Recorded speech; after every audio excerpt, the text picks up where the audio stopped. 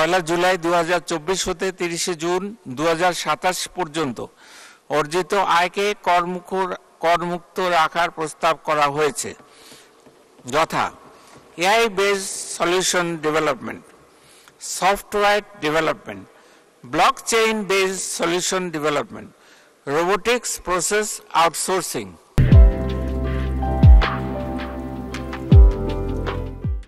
Software as a service, cyber security service, digital data analytics or data science, mobile application development service।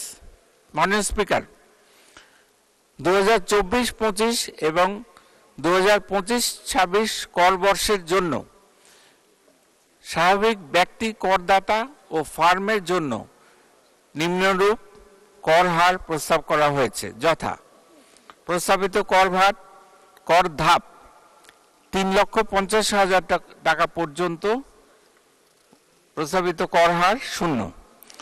পরবর্তী 1 লক্ষ টাকার উপরে প্রস্তাবিত কর হার 5%।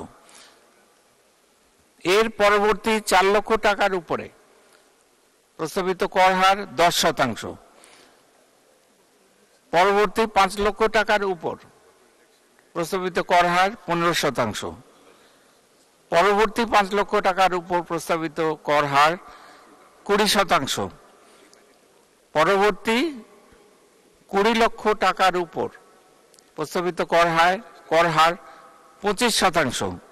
অবশিষ্ট টাকার উপর প্রস্তাবিত কর হার 30%।